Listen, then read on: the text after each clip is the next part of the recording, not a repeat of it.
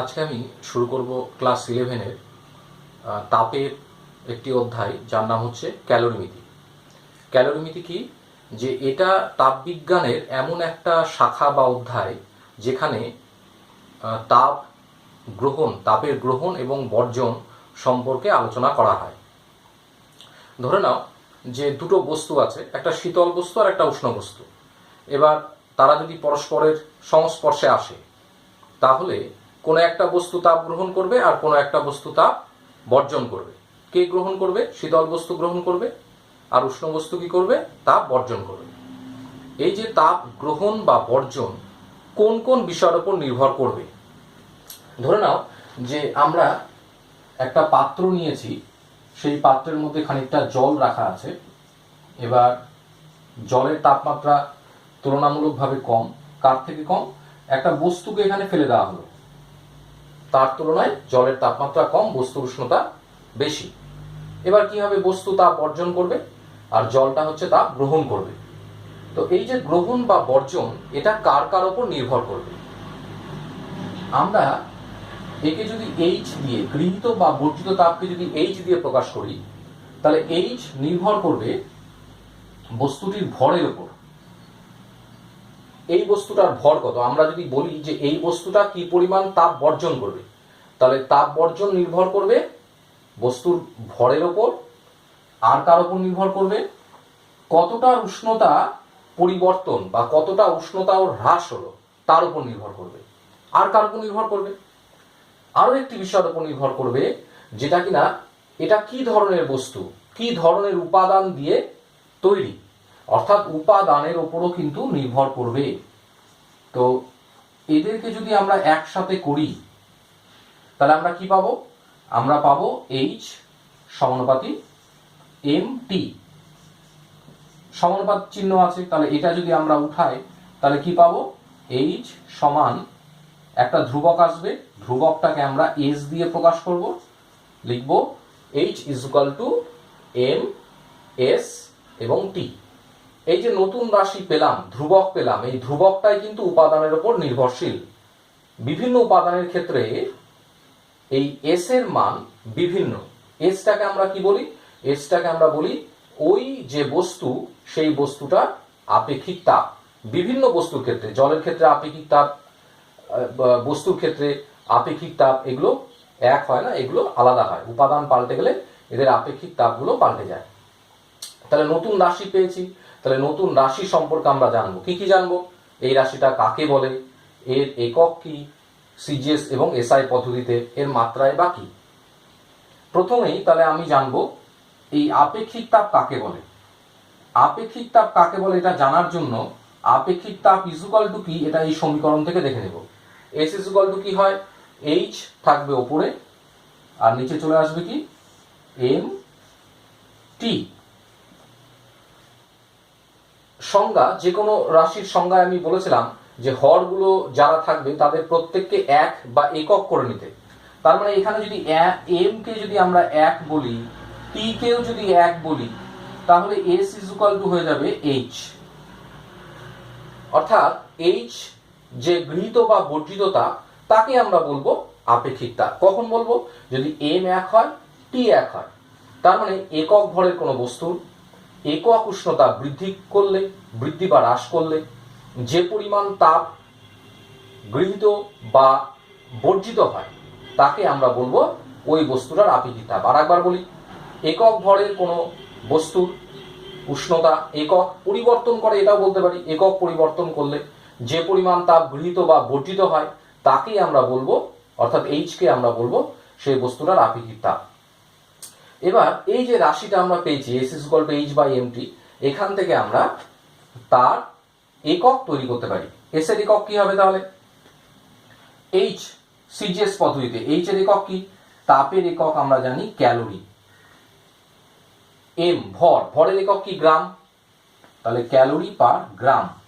আর কে আছে ওর সাথে? টি, অর্থাৎ উষ্ণতা ডিগ্রি সি। এটাকে আমরা ব্র্যাকেট দিয়ে দেবো, calorie per gram per degree C. এবং এসআই পদ্ধতিতে কি হবে? এসআই পদ্ধতিতে হবে তাপের একক জুল, ভরের একক কেজি এবং উষ্ণতার একক হচ্ছে কেলভিন। অর্থাৎ এসআই পদ্ধতিতে joule per kg per kelvin. এইখানে একটা জিনিস দেখতে হবে, এই যে তাপের একক আমি লিখেছি সিজিএস পদ্ধতিতে ক্যালোরি এবং এসআই পদ্ধতিতে জুল, এই ক্যালোরি এবং জুল সম্পর্কে জানতে হবে। ক্যালোরিটা কি? তাপ, তাপের একক অর্থাৎ এইচ এর একক। এইচ ইজ ইকুয়াল টু আমরা পেয়েছি এম এস টি, এবং এই এইচ এর সিজিএস পদ্ধতিতে এককটাকেই বলেছি কি ক্যালোরি। তাহলে আমাদের যদি এক ক্যালোরির সংজ্ঞা দিতে বলে যে এক ক্যালোরি কি, তাহলে আমরা কি বলবো? তাহলে এক ক্যালোরি যদি বলি অর্থাৎ এইচ কে যদি আমাকে এক করতে হয়, তাহলে এম কেও এক করতে হবে, এস কেও এক করতে হবে, টি কেও এক করতে হবে, তবেই তিনটার গুণফল কি হবে? এক হবে, অর্থাৎ এক ক্যালোরি বলতে পারবো। তার মানে এম আমাকে 1 গ্রাম, যেহেতু এটা সিজিএস একক তাহলে ভরের একক গ্রাম নিতে হবে। এস এটারও একক সিজিএসই থাকবে, কিন্তু এস হচ্ছে উপাদানের উপর নির্ভরশীল। তাহলে কোন উপাদান যার কিনা আপেক্ষিক তাপ 1, এইটা মনে রাখতে হবে। এটা হচ্ছে জল, জলের আপেক্ষিক তাপ 1। টি, টি এর মানও 1, অর্থাৎ একক পরিমাণ বৃদ্ধি বা হ্রাস, একক ডিগ্রি সি বা 1 ডিগ্রি সি। তাহলে 1 ক্যালোরি কাকে বলবো? তাহলে 1 গ্রাম বিশুদ্ধ জল, যখনই বলবো 1 গ্রাম বিশুদ্ধ জল, তখন এমও 1 হয়ে গেল, জল যেহেতু বলে দিলাম তাহলে এসও 1 হয়ে গেল। 1 গ্রাম বিশুদ্ধ জলের উষ্ণতা 1 ডিগ্রি সি বৃদ্ধি বা হ্রাস করতে যে পরিমাণ তাপের প্রয়োজন হয় তাকে আমরা বলবো 1 ক্যালোরি। এখানে মনে রাখবে, এই যে এইখানে 1 ডিগ্রি সি বৃদ্ধি, এই একটা কত? এই একটা 0 ডিগ্রি সি থেকে 1 ডিগ্রি সি, না এই একটা 40 ডিগ্রি সি থেকে 41 ডিগ্রি সি, না এটা 14.5 ডিগ্রি সি থেকে 15.5 ডিগ্রি সি? এমনও তো হতে পারে, কারণ আমি ডিফারেন্স বলেছি 1 ডিগ্রি সি বৃদ্ধি বা হ্রাস, তাহলে 15.5 থেকে 14.5 বিয়োগ করলেও তো 1 হয়।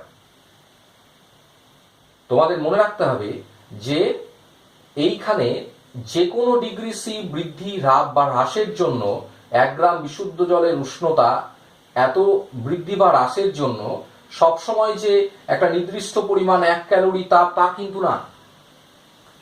কিন্তু ব্যবহারিক ক্ষেত্রে আমরা যখন ব্যবহার করব, এই ডিফারেন্সে যে কোনো মানের জন্যই মোটামুটি ওই একই আসে, সমানই আসে, 1 ক্যালোরির কাছাকাছি আসে।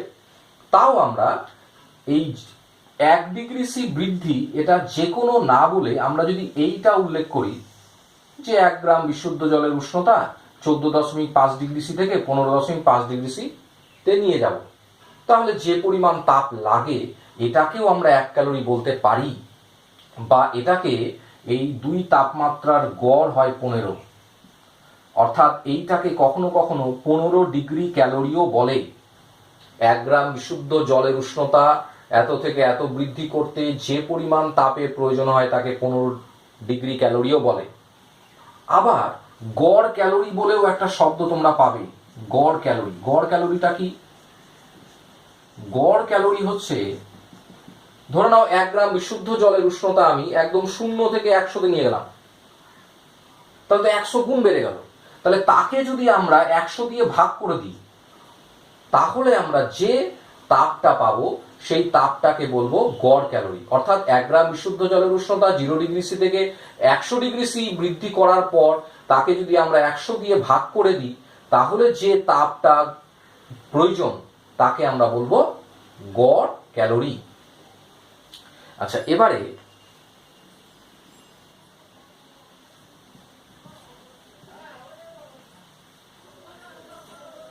তাপের এই সিজিএস এবং এসআই একক যে পড়েছি, তাপের সিজিএস একক এবং এসআই একক কি পড়েছি?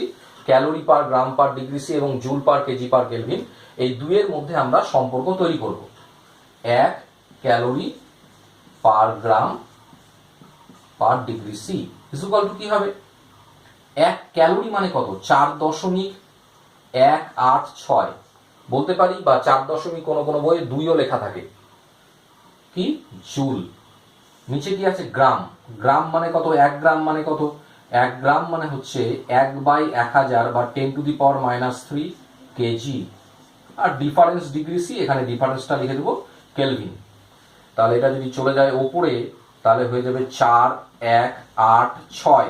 অনেক সময় এটাকে 4200 4200 বলা হয়। যদি আমি এখানে 4.2 ধরতাম তাহলে এককটা হয়ে যাবে জুল, ওপরে থাকবে আর নিচে থাকবে কেজি কেলভিন। অর্থাৎ এইভাবে আমরা সিজিএস এবং এসআই এককের মধ্যে সম্পর্ক তৈরি করতে পারি। এবারে এই চ্যাপ্টারে কিছু সংজ্ঞা আছে, কিছু নতুন সংজ্ঞা আছে, সেই সংজ্ঞাগুলো তোমাদের জেনে রাখতে হবে।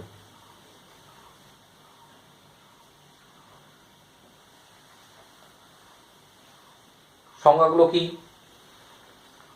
প্রথমেই আসি তাপগ্রাহিতা।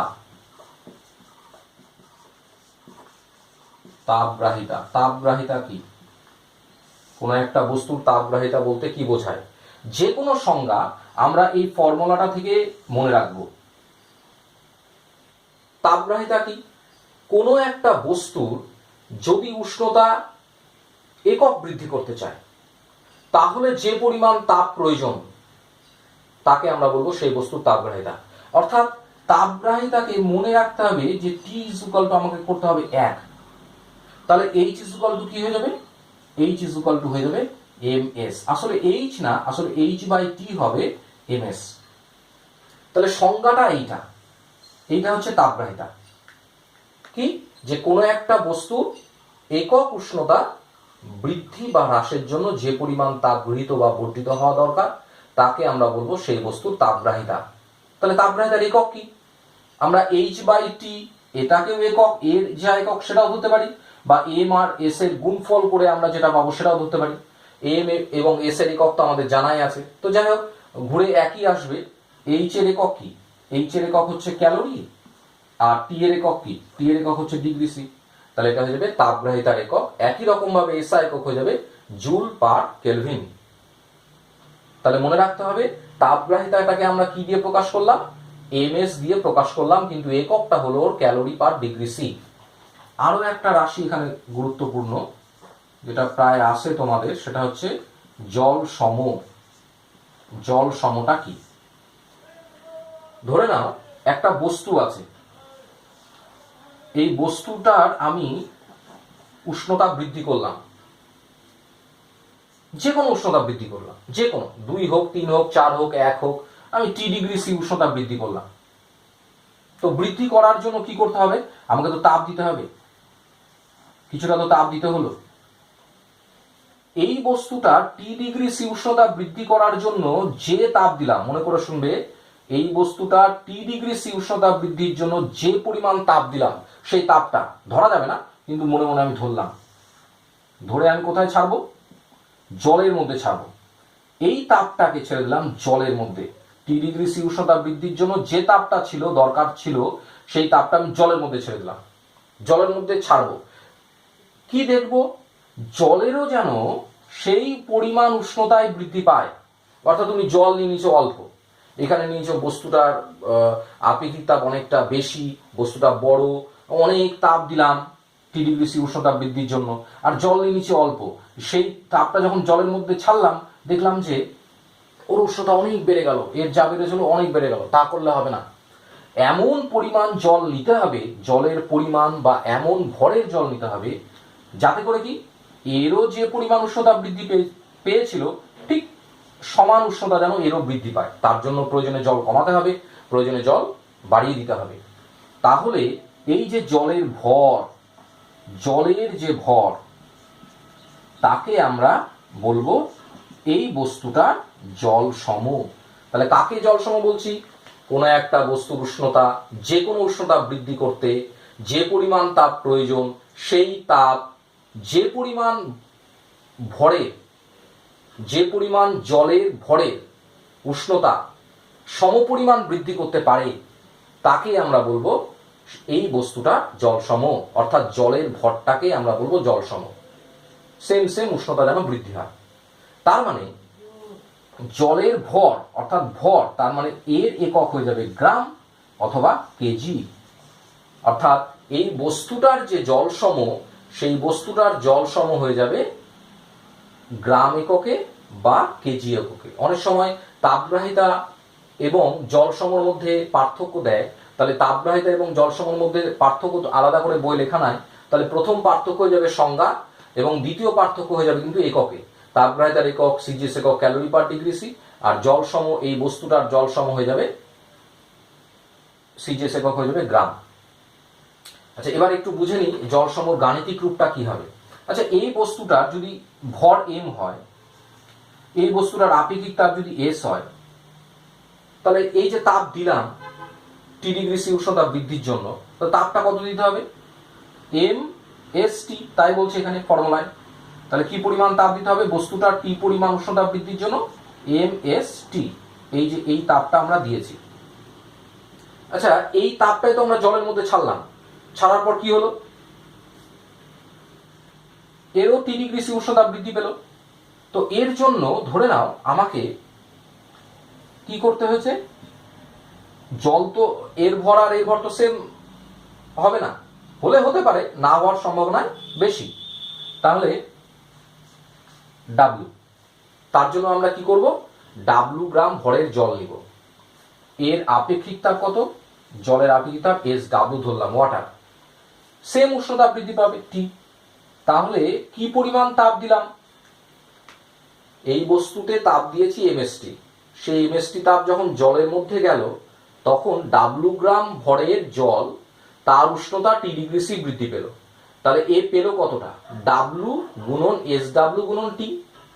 তো যা পেয়েছিলাম তাই তো জলের মধ্যে ছেড়েছি, তাহলে হিসাবে দুটোই তো এইচ, অর্থাৎ এম এস টি যা ডাব্লু এস ডাব্লু টিও তাই। ডাব্লুটা কি? জলের ভর, তাহলে ডাব্লু ইজ ইকুয়াল টু আমরা কি পাবো? টি টি কেটে গেল, M S by S W, অর্থাৎ জল সম, এটাই তো বস্তুটার জল সম, তাহলে জল সম হয়ে গেল M S by S W. এখন এস ডাব্লু, এস ডাব্লুটা কি? জলের আপেক্ষিক তাপ। সিজিএস পদ্ধতিতে যদি আমরা নিই, জলের আপেক্ষিক তাপ কত? 1, মনে রাখতে হবে। তাহলে ডাব্লু ইজ ইকুয়াল টু হয়ে যাবে এম এস। কিন্তু এসআই পদ্ধতিতে জলের আপেক্ষিক তাপ কত? এসআই পদ্ধতিতে জলের আপেক্ষিক তাপ হচ্ছে 4000, একটু আগে লিখেছিলাম 4186, তাহলে ডাব্লু ইজ ইকুয়াল টু হয়ে যাবে এম এস বাই 4186, এটা হয়ে যাবে সিজিএস এককে, এটা হয়ে যাবে এসআই এককে। তার মানে এইখানে একটা জিনিস দেখো বোঝা গেল, যেটা এইটা তো তাপগ্রাহিতা, তাপগ্রাহিতা H by T is equal to M S calorie per degree C. জল সম সিজিএস এককে W is equal to M S, কিন্তু এর একক কি? গ্রাম, এর একক কি? কেজি। অর্থাৎ এই যে এমএস এবং সিজিএস পদ্ধতিতে এমএস, এটা কিন্তু দুটো সেম হয়। অর্থাৎ সিজিএস পদ্ধতিতে তাপগ্রাহিতার এম আর এস এ গুণ করলে যে সংখ্যাটা পাবো, জল সমের ক্ষেত্রেও সিজিএস পদ্ধতিতে সংখ্যাটা একই পাবো, কিন্তু তাদের এককটা মনে রাখতে হবে আলাদা আসবে। এসআই পদ্ধতিতে সেম হবে না, কিন্তু সিজিএস পদ্ধতিতে তাপগ্রাহিতা এবং জল সম এর সংখ্যাগত মান সমান থাকবে। আচ্ছা, এগুলো মনে রাখতে হবে। আর এই চ্যাপ্টারের যেটা গুরুত্বপূর্ণ বিষয় সেটা হচ্ছে, একটা বস্তু, উষ্ণ বস্তু যদি শীতল বস্তুর সংস্পর্শে আসে, তাহলে ক্যালোরিমিতির নীতি অনুযায়ী কি গৃহীত তাপ ইজ ইকুয়াল টু বর্জিত তাপ হয়।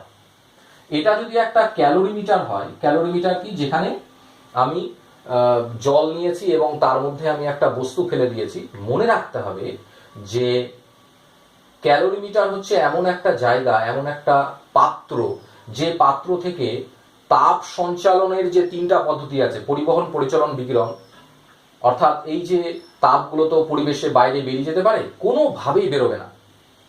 এই যে বস্তুটা আমি জলের মধ্যে ছেড়েছি, এমন বস্তু ছাড়লাম যে জলের সাথে রাসায়নিক বিক্রিয়া হয়ে গেল, যেন না হয়। তাপ শক্তি যেন অন্য কোনো শক্তিতে রূপান্তরিত না হয়। এগুলো যদি না হয়, তবেই এই বস্তু দ্বারা বর্জিত তাপ ইজ ইকুয়াল টু শীতল বস্তু দ্বারা গৃহীত তাপ, এটা সমান হয়। এটা হচ্ছে ক্যালোরিমিতির মূলনীতি। এবার তোমরা যখন অঙ্ক করবে, সেই অঙ্কে একটা ফর্মুলা কাজে লাগবে। কি? ধরে নাও বস্তুটার ভর আমি বললাম m1, বস্তুটার আপেক্ষিক তাপ S1, বস্তুটার উষ্ণতা হচ্ছে T1 ডিগ্রি সি, আর এটা জল বা অন্য যে কোনো বস্তু হতে পারে, এক্ষেত্রে জল ধরেছি M2, S2, উষ্ণতা হচ্ছে T2। এখানে কে বড়? T1 বড়, T2 ছোট, এরকম আমি বলেছিলাম শুরুতে। তাহলে কি হবে? এই তাপের এ বর্জন এবং এই গ্রহণ চলবে কতক্ষণ পর্যন্ত চলবে? যতক্ষণ না পর্যন্ত উভয়ের উষ্ণতা সমান হচ্ছে। ক্যালোরিমিটারের মধ্যে উভয়ের উষ্ণতা সমান না হওয়া পর্যন্ত বর্জন এবং গ্রহণ চলতেই থাকবে। তাহলে এ কি পরিমাণ তাপ বর্জন করবে? কে? বস্তু কি পরিমাণ তাপ বর্জন করবে? জানি আমরা M1, S1 আর T1 মাইনাস টি, ডিফারেন্সটা হচ্ছে T1 মাইনাস টি। আর দ্বিতীয় বস্তু জল কি পরিমাণ তাপ গ্রহণ করবে? M2, S2 আর এর ছিল T2 কিন্তু বেড়ে হয়ে যাবে জলের T, অর্থাৎ এখানে লিখবো T মাইনাস T2। এটা মনে রাখবো, এটা হচ্ছে ক্যালোরিমিতির মূলনীতির যে গাণিতিক রূপ সেটা। এখানে আরো একটা পয়েন্ট কখনো কখনো কাজে লাগে, সেটা হচ্ছে ক্যালোরিমিটারও বা পাত্র কখনো কখনো তাপ গ্রহণ বর্জনে কাজে লাগতে পারে। কিরকম? পাত্র এর ভর ধরে নাও বলে দিলাম M3, পাত্রের আপেক্ষিক তাপ বললাম S3, পাত্রের উষ্ণতা কত? শুরুতে পাত্রের মধ্যেই জলটা ছিল, কাজেই জলের যা তাপমাত্রা পাত্রেরও তাপমাত্রা সেম, অর্থাৎ জলের তাপমাত্রা T2, তাহলে পাত্রেরও তাপমাত্রা T2। তাহলে কি হবে? আমি যদি আরো সূক্ষ্মভাবে বিচার করি যে শুধু বস্তু তাপ ছেড়েছে, শুধু জল তাপ গ্রহণ করেছে তা না, পাত্রও তো তাপ গ্রহণ করবে। তাহলে এখানে আমরা প্লাস দিয়ে লিখব কি পরিমাণ পাত্র তাপ গ্রহণ করবে, সেটা হবে M3, S3, পাত্রের উষ্ণতা শুরুতে ছিল T2 কিন্তু বেড়ে হয়ে গেছে T, অর্থাৎ T মাইনাস T2। অঙ্ক করার সময় আমাদের এই ফর্মুলাটা মনে রাখতে হবে। তাহলে এখানে আরেকটু কারেকশন করা যায়, সেটা হচ্ছে যে একটু আগে আমি জল সম W বলেছিলাম MS, অর্থাৎ কখনো কখনো পাত্রের ভর এবং পাত্রের আপেক্ষিক তাপ আলাদা আলাদা ভাবে দেওয়া থাকে না, কি থাকে? তার পরিবর্তে পাত্রের জল সম দেওয়া থাকে, অর্থাৎ M3S3 কে রিপ্লেস করে দিতে হবে কি দিয়ে? W দিয়ে। তাহলে M2S2 তো আছেই, এই দুটোকে আমি কমন নিব, প্লাস M3S3 এর জায়গায় আমি লিখে দিলাম W। Wটা কি? সেই পাত্রের জল সম, আর এর সাথে কমন গেল কি? T minus T2। আর বাম দিকে কি আছে? M1S1 আর T1 মাইনাস T। কখনো কখনো এই ফর্মুলাতেও অঙ্ক হয়, কখনো বা এই ফর্মুলাতেও অঙ্ক হয়, আবার কখনো বলে দেয় একবারে বলে দিল যে এই দুটো জল যেহেতু সিজিএস পদ্ধতি, জলের আপেক্ষিক তাপ কত? 1, তাহলে এটা যদি আমাদের অঙ্ক যদি সিজিএস পদ্ধতি W এখানে বসিয়েছি, তাহলে সিজিএস পদ্ধতি হবে, তাহলে এইখানে M2 আর প্লাস W এমনও কখনো কখনো ব্যবহার হতে পারে, যেহেতু S2 আমি কি বললাম? S2 জল, জলের আপেক্ষিক তাপ যেহেতু 1। একটু ভালো করে দেখবে, প্রথম থেকে শুনবে ভালো করে, তাহলে বুঝতে পারবে। কখনো অঙ্কে দেওয়া থাকে কি? M2 অর্থাৎ জলের ভর এবং পাত্রের জল সম একত্রে 10 গ্রাম। তাহলে তুমি এই ফর্মুলায় ঘাবড়ে যাবে যে পাত্রের ভর, জলের ভর এবং পাত্রের জল সম এদের একত্রে যদি 10 হয়, আমরা এই ফর্মুলায় কোথায় বসাবো? তখন কিন্তু আমাদের এই ফর্মুলায় আস্তে আস্তে ভেঙে নিয়ে এসে বা ডিরেক্ট এই ফর্মুলাটা ব্যবহার করে অঙ্ক করতে হতে পারে। তাহলে আজকের মতো এই পর্যন্তই ক্যালোরিমিতি চ্যাপ্টারটি শেষ হলো। এর পরের দিন আমি ক্লাস 11-এর